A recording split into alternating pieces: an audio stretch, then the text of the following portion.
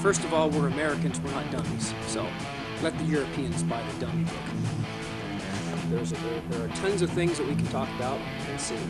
But the main thing is to understand that beekeeping is a science. Bee supplies, T-A-D-A-N-T.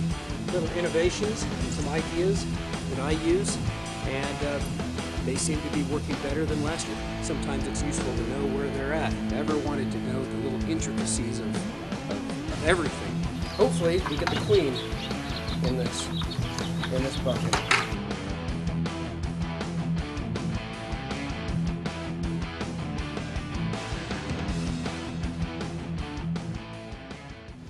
Well, welcome to June. The weather's hot, and being in a bee suit all day is it can be fun, but you got to stay hydrated. All right, I want to show you a little something. It's very important. We talked earlier about ventilation being very important in the wintertime. It's equally important in the summertime. The bees are trying to dry all that nectar out so it can turn into delicious honey. Okay, so here's a little thing that you can do. Normally, when people purchase a bottom board, this is the board that goes on the bottom of the colony, supports all the boxes and everything like that. This was a solid bottom board, okay? Now what I've done is I've decided, instead of spending $20–25 for a screened bottom board that would give some ventilation, I spent $10. And I went ahead, cut a 12-inch square out of it, and I take this right here, 1/8 inch hardware cloth. This is what you use in beekeeping. Bees can't get through it, but all of the hive debris and mites will be able to fall out and fall outside of the hive. Also, it will allow air to gently move up and to ventilate the colony. So, it's very simple. If you're just going to have a few colonies, yeah, go ahead and spend the $20 like I used to do. But now, with a growing little business here, it saves a lot of money if you can make your own. So, you just get your little staple gun, and alright, well, we're out here in the bee yard trying to stay cool, and I want to show you something that's really interesting. This colony, for whatever reason, something happened to the queen. So this colony decided to go ahead and raise some queens. And here is, right here, that's a queen cell right there. And there's another one that's right up here. You see that queen cell?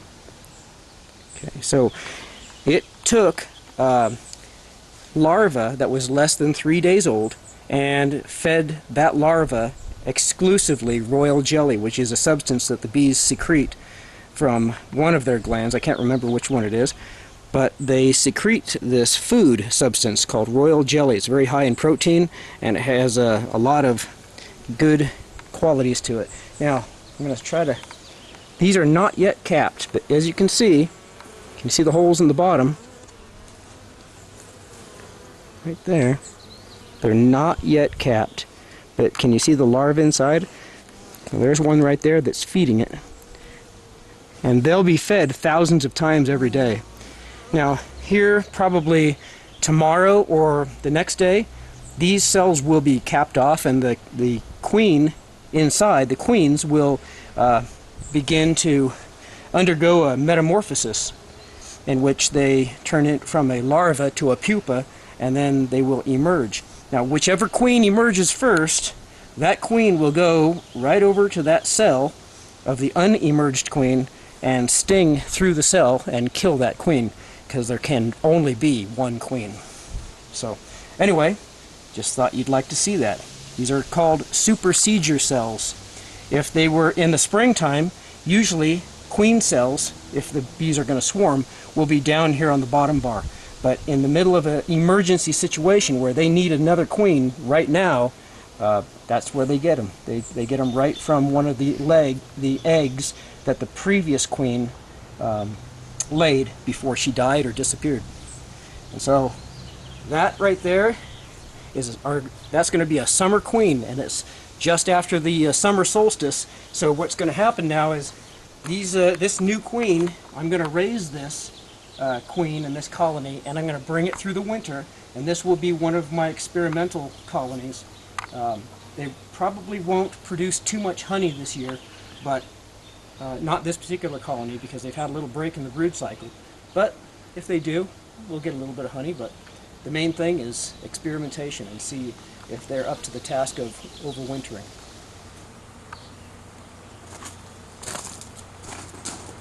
Alright, well, we're going to go over two quick things and then this video is over. First one is, this is what you're typically going to see in the afternoon. Here are a lot of the younger bees that are just coming out for the first time. They're out and orienting themselves and getting used to their surroundings. So you'll see a lot of activity in the afternoons with your colonies.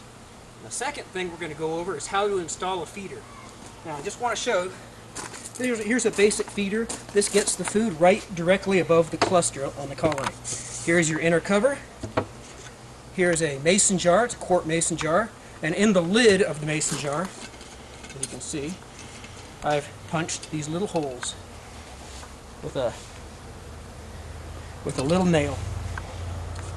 Now you fill this up with 1 part sugar, 1 part water, and then you can invert that right over this hole, just like that. The bees will stick their little tongues in there and they will drink from it. Now let's go over to this colony. Follow me over this way.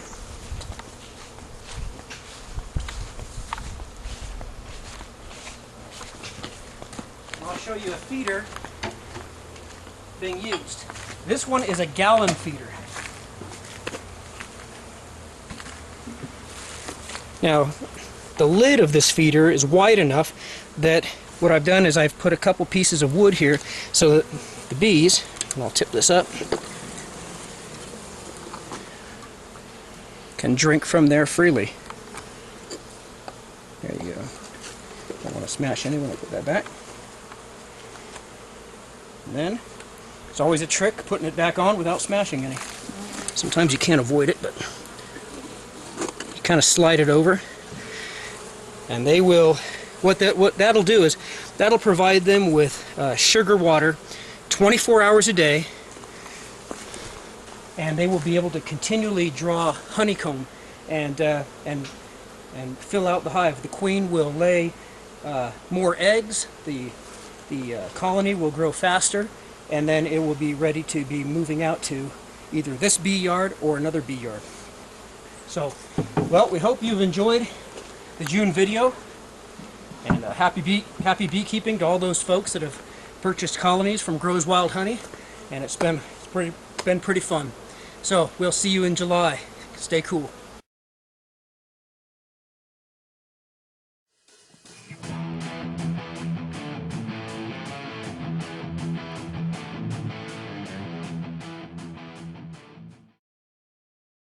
We're not dummies, so let the Europeans buy the dummy book.